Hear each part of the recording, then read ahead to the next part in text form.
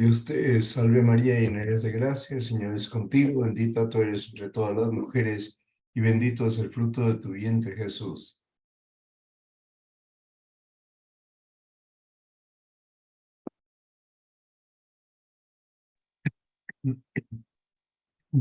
Santa María, Madre de Dios, ruega por nosotros pecadores, ahora y en la hora de nuestra muerte. Amén.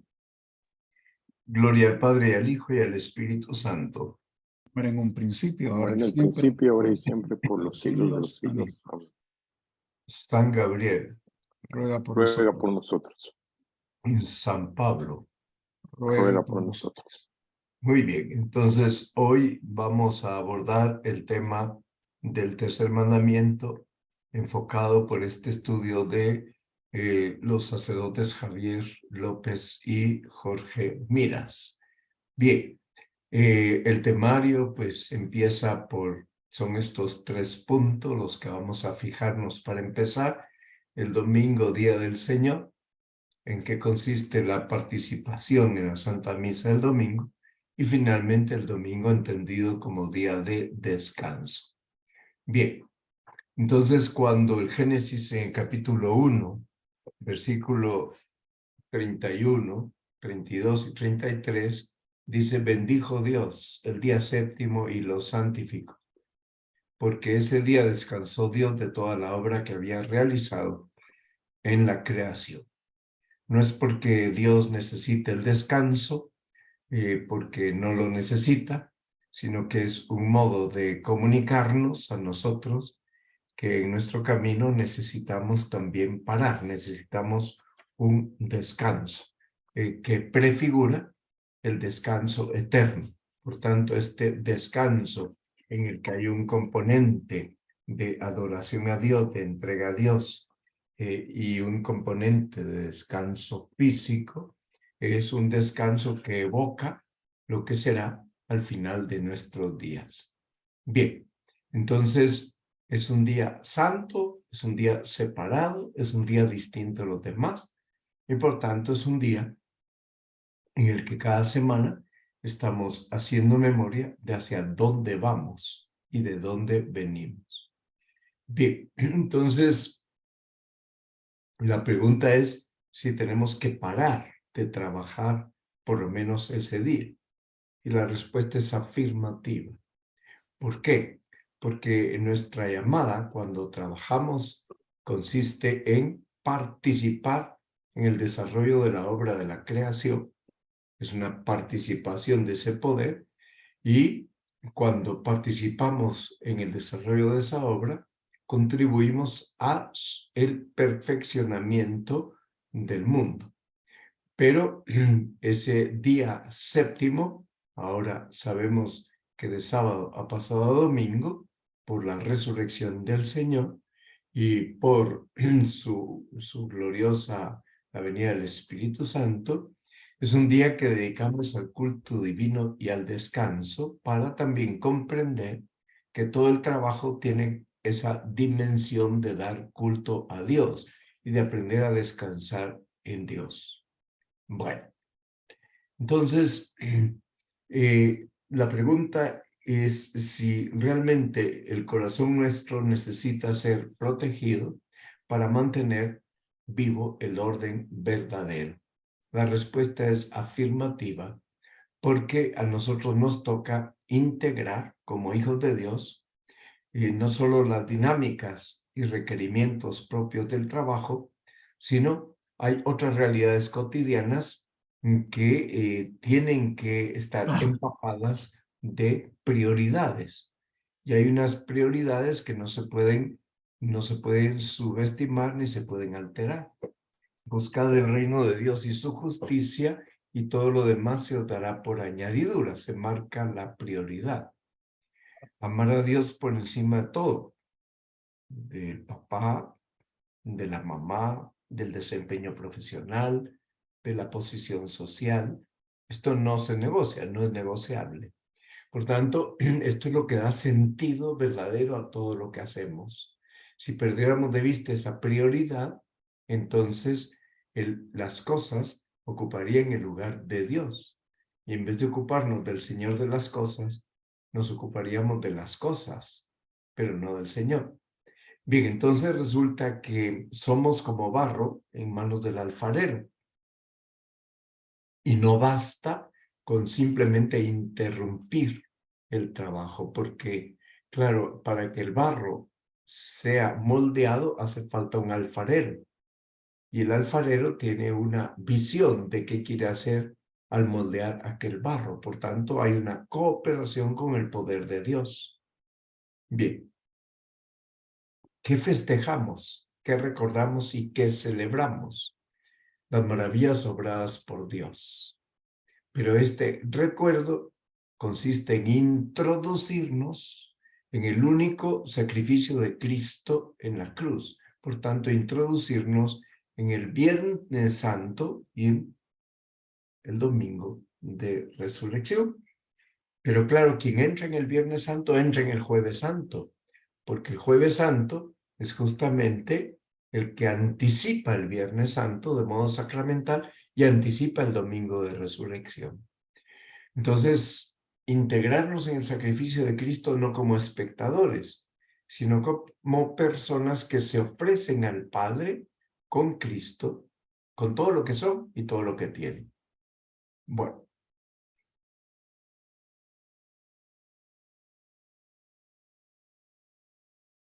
Entonces, ¿por qué Dios nos manda descansar?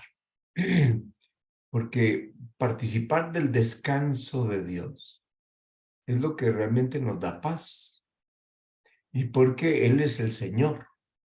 Por tanto, el Señor de nuestra vida, el Señor de las cosas. Cuando participamos del descanso de Dios, descansamos en Dios y nos hacemos capaces de gozar con el Creador. O sea, cuando el Creador cumplió el sexto día, dice, al crear al hombre, vio Dios que era muy bueno. En los días 1 al 6 concluye la Biblia diciendo, y vio Dios que era bueno. Pero en el día sexto, del día 1 al 5 dice eso, y el día 6 dice, y vio Dios que era muy bueno. Ese gozo de Dios, porque ha subordinado toda la creación, no solo al Creador, sino también a la criatura humana que está sometida a Dios, subordinada a Dios. Por tanto, estamos invitados a participar del gozo de Dios. Entonces, según este tercer mandamiento, el descanso, ¿qué es? El descanso es participar de la alegría de Dios, que es el que nos ha creado. Por tanto, estamos ante un día en el que de modo particular nos ejercitamos en la contemplación de Dios, en la contemplación de sus dones, en la contemplación de su palabra, y bendecimos a Dios porque nos bendice. Por tanto, partimos de lo visible para trasladarnos a lo invisible. Bien, lo visible pueden ser las hojas de un árbol, puede ser las olas del mar, puede ser el campo, son las personas. Todas las cosas visibles nos llevan a remontarnos hacia la invisibilidad de Dios. Entonces, para nosotros, ¿qué significa el séptimo día?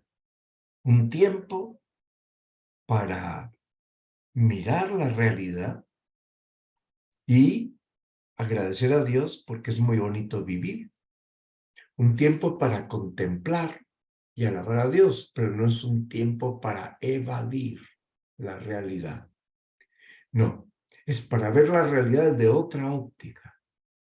Quienes se ponen ansiosos los entre semana, porque no tienen un plan para el fin de semana, y piensan que el fin de semana lo que hay que hacer es liberarse de la esclavitud del trabajo. No han entendido el trabajo y no han entendido el sentido de el trabajo ni el sentido del descanso. Por tanto, el trabajo no es la garra que nos persigue para atraparnos, pero esta visión del trabajo Es una visión que adquirimos cuando entendemos el verdadero sentido del descanso y no interpretamos el descanso como una evasión.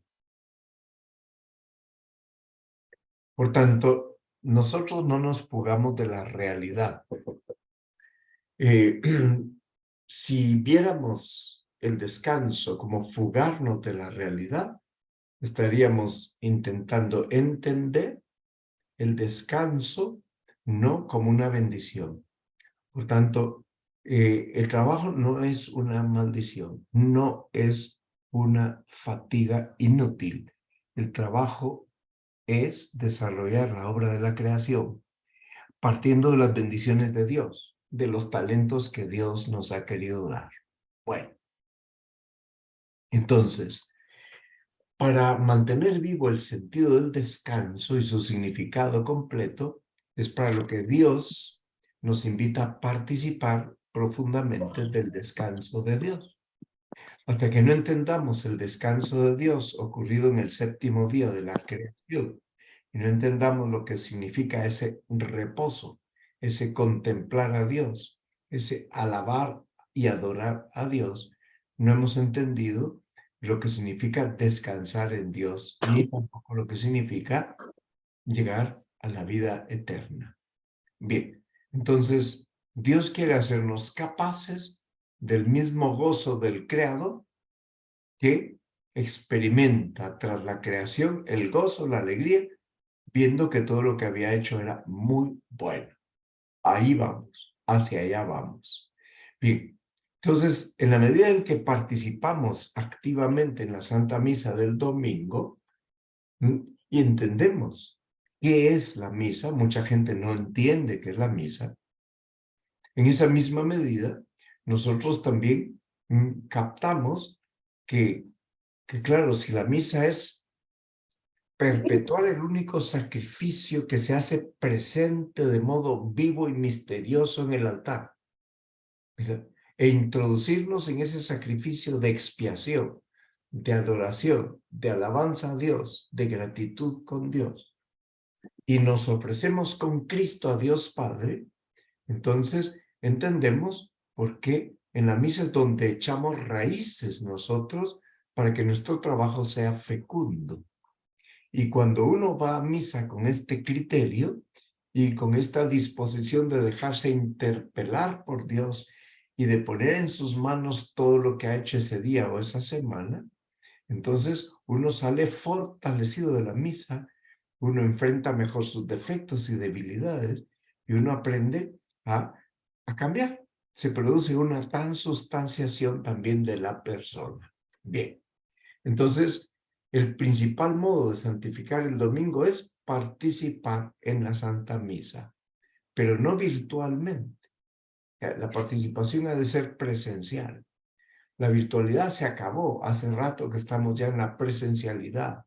Y por tanto, quienes dicen que no, que yo mejor me quedo en mi casa porque ahí estoy más recogido, están engañándose.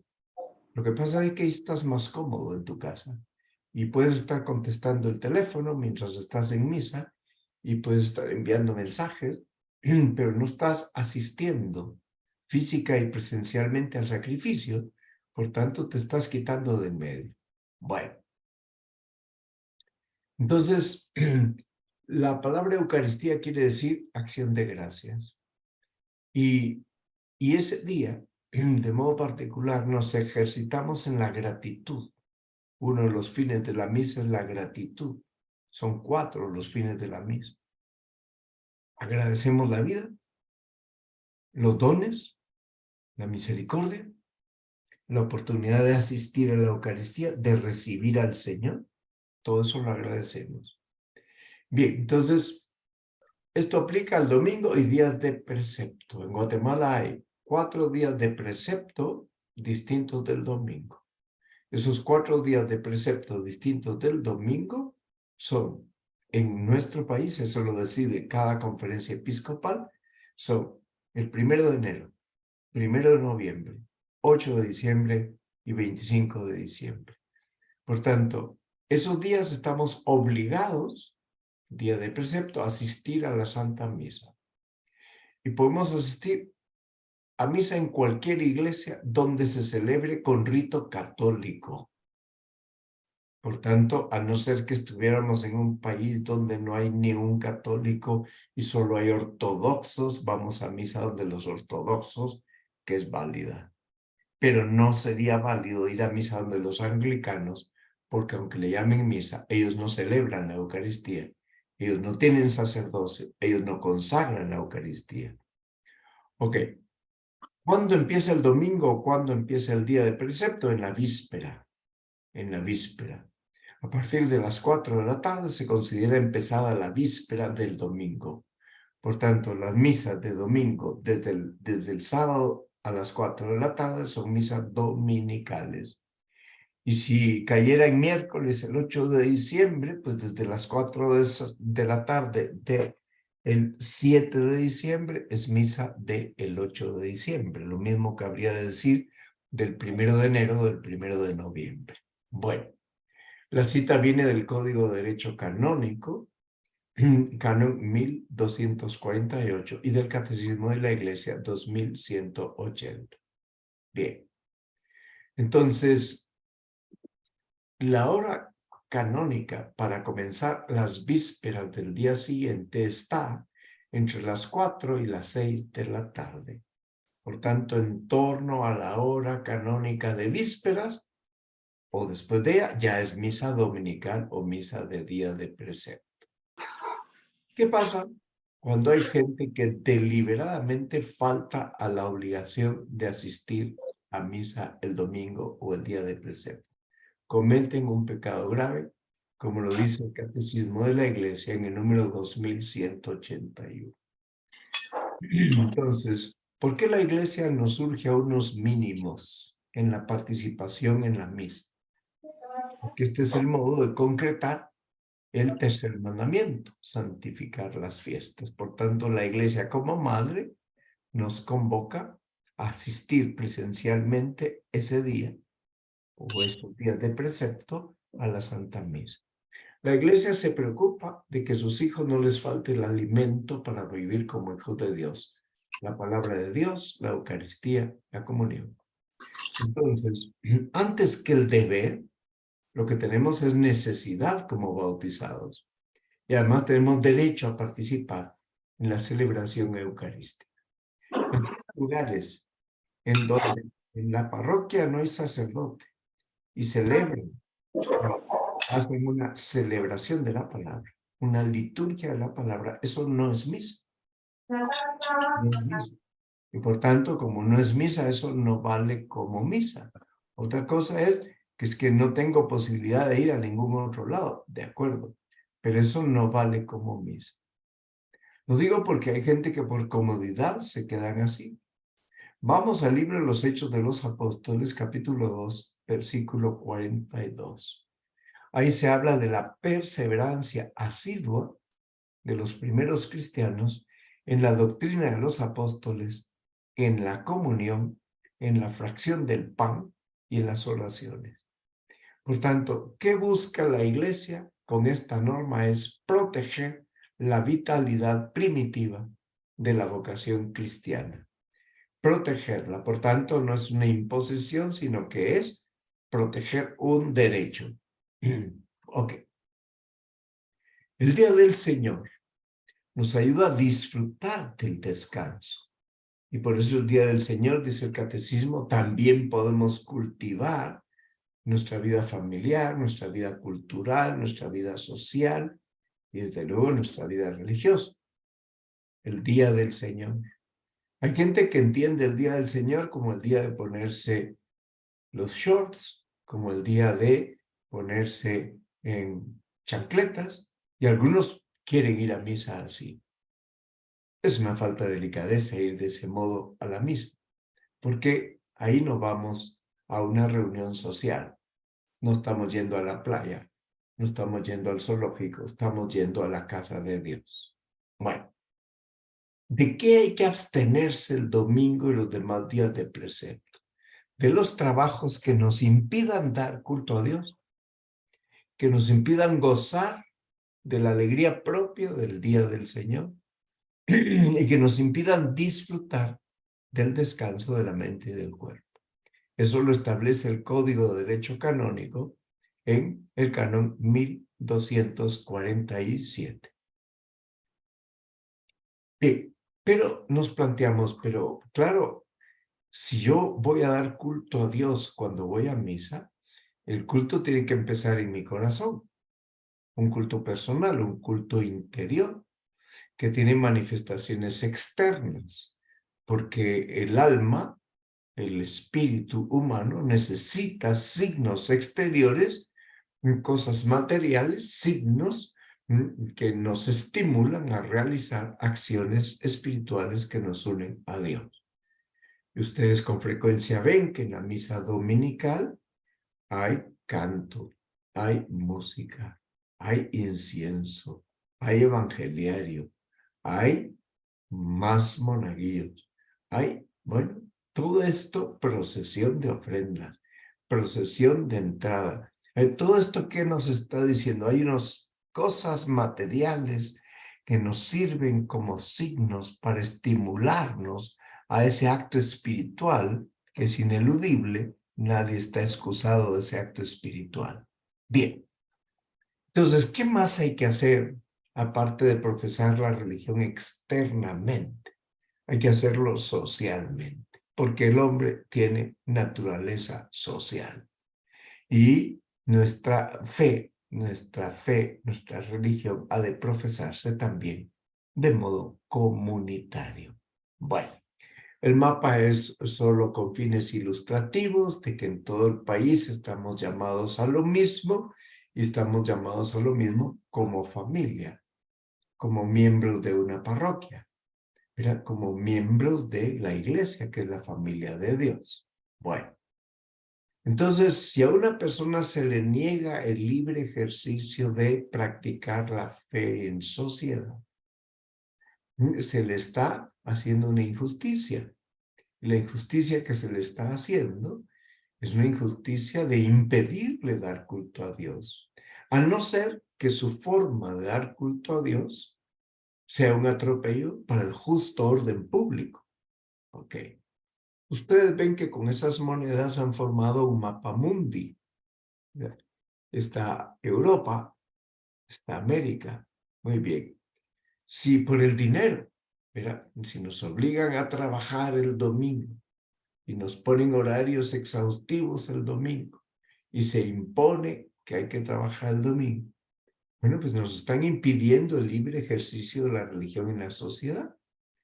Peor sería que nos impidieran las procesiones, que nos impidieran asistir a misa, que nos impidieran, pues, estar reunidos en la iglesia. Okay. Hay casos como la China en donde muchas de estas cosas no se pueden hacer. Entonces, ¿qué puede hacer la autoridad civil? ¿Cuál es el deber propio, el fin de la autoridad civil? Velar por el bien común temporal. Pero tiene que reconocer que la vida religiosa de los ciudadanos es una necesidad y que la tienen que favorecer. Para esto, pues hay que dar facilidades. Facilidades en el sentido de que la gente necesita parar, necesita descansar. Necesitan a Dios. Por tanto, impedirles que se acerquen a Dios es algo que nunca debería ocurrir. Por tanto, cuando una sociedad o el Estado nos impide actuar según nuestra conciencia, es un atropello al orden público que no podemos permitir. Entonces, no nos deben impedir ni en privado ni en público si respetamos el bien común. Si respetamos el orden público, si respetamos la moralidad pública, nadie tendría por qué impedirlo. Gracias a Dios en nuestro país no pasa eso. Bueno, voy a mencionar 3 retos que tenemos los cristianos. Vamos al primer reto. Esforzarnos para que el domingo y los días de fiesta de la iglesia sean días festivos legales. En Guatemala los días domingos son días festivos legales, pero no así los días de precepto, salvo el 25 de enero, el 1 de enero, el 25 de diciembre, Navidad, El día 1 de noviembre, sí, en Guatemala es un día en que hay feriado. Por tanto, tenemos una ventaja, ¿verdad? Ese día es día de precepto y además es un feriado legal. Eso quiere decir que solo hay un día, que es el 8 de diciembre, que en Guatemala no es reconocido por las leyes, a pesar de que la tradición aquí es fortísima. Y es uno de los días en que más gente asiste a misa, en día de precepto no dominical.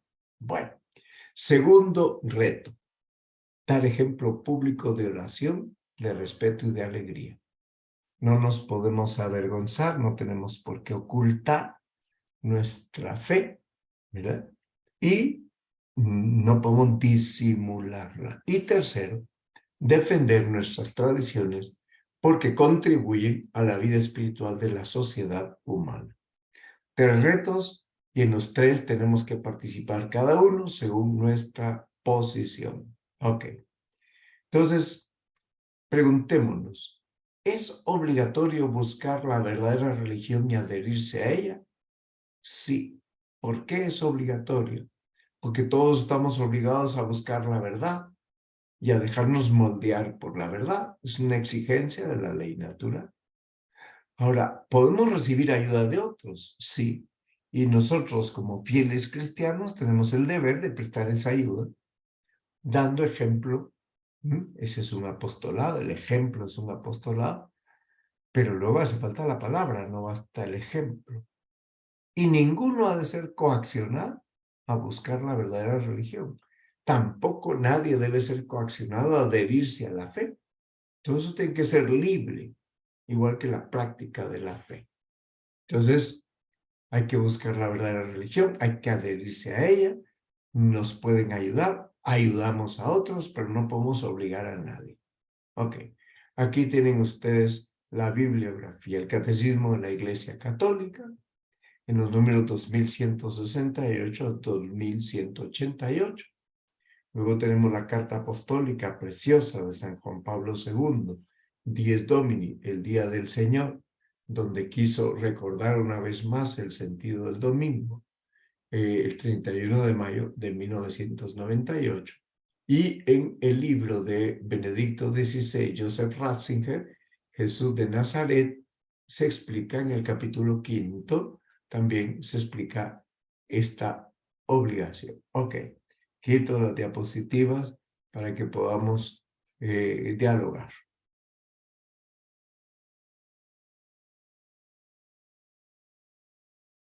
Muy bien, vamos a ver si alguien quiere preguntar algo o comentar algo.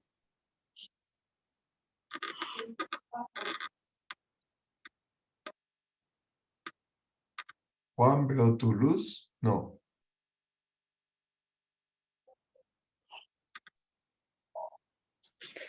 No hay ninguna mano levantada. Don Mario, Sí, sí, buenas Mario. noches. Sí, tocayo. Solo con una inquietud, Sí. pregunta, pero ¿qué acciones realiza la Iglesia de Guatemala en apoyo a la Iglesia perseguida de Nicaragua, que no se ha querido acoplar a las condiciones del actual régimen que está gobernando allá en Nicaragua?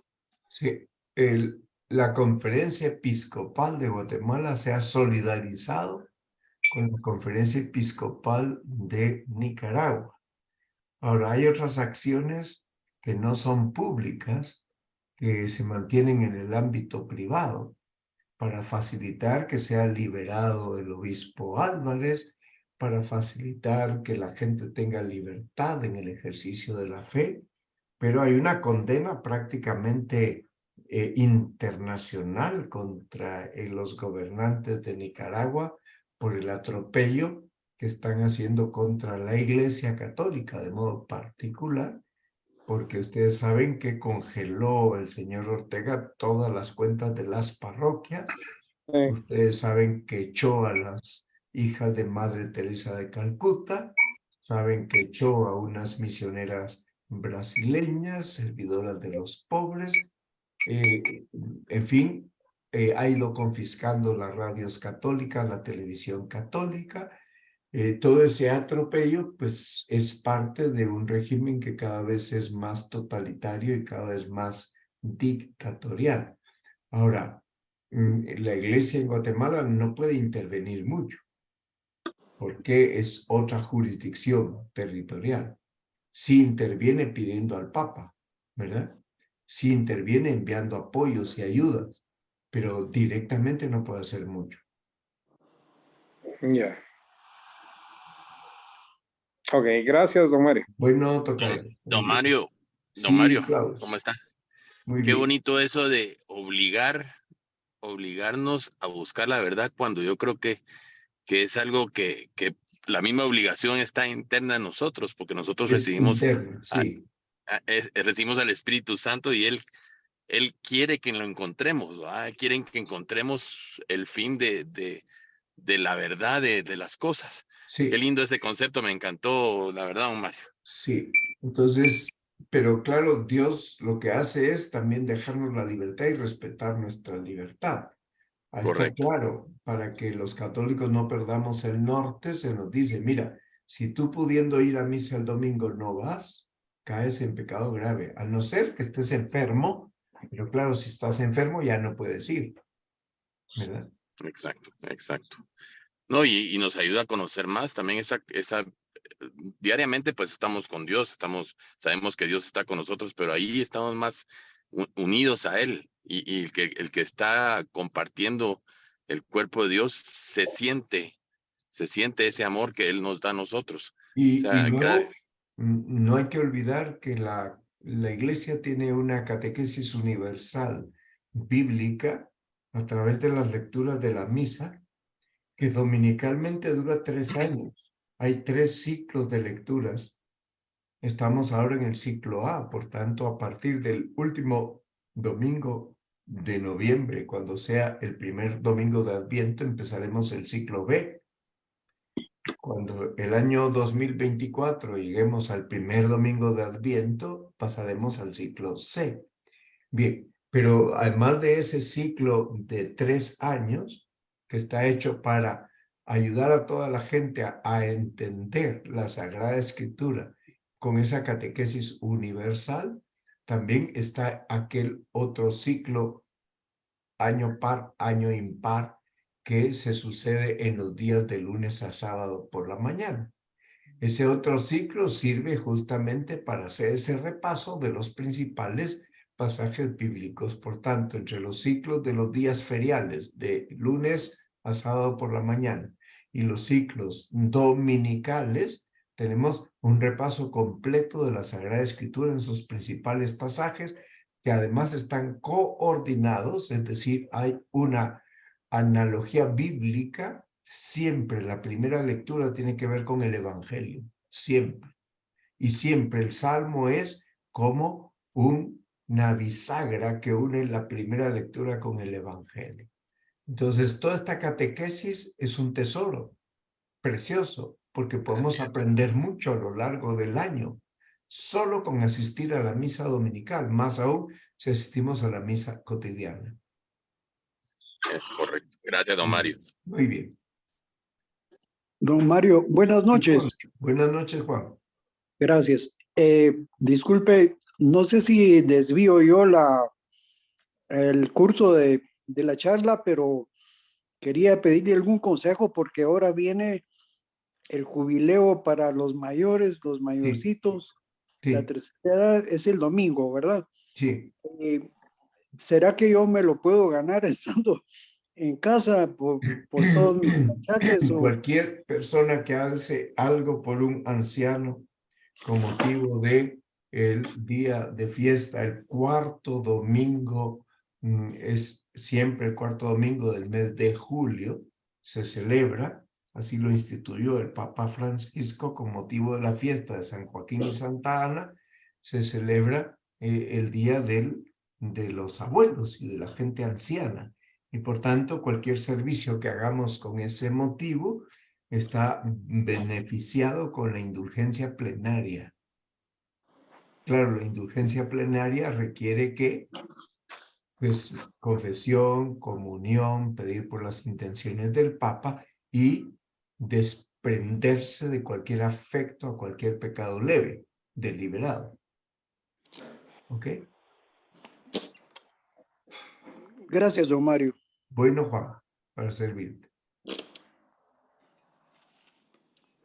Ok, no veo ya ningún otro micrófono encendido. Terminaríamos entonces nuestra reunión de hoy. Ya les mandaré con Klaus el PDF con estas diapositivas. Y si Dios lo permite, nos veremos la próxima semana. Dios te salve María, llena eres de gracia, el Señor es contigo, bendita tú eres entre todas las mujeres, y bendito es el fruto de tu vientre, Jesús. Santa María, Madre de Dios, ruega, Señor, por nosotros los pecadores, ahora y en la hora de nuestra muerte. Amén. Gloria al Padre, y al Hijo, y al Espíritu Santo. Como era en un principio, ahora y siempre, por los siglos de los siglos. Amén. San Gabriel, Ruega por nosotros. San Pablo, Ruega por nosotros. Santa María, esperanza nuestra, asiento de la sabiduría, ruega. Ruega por nosotros. Que descansen, que tengan buena noche. Pase una noche, Gracias, don Juan. Mario. Qué gusto verlo. A todos. Muy buenas noches, don Mario. Buenas noches.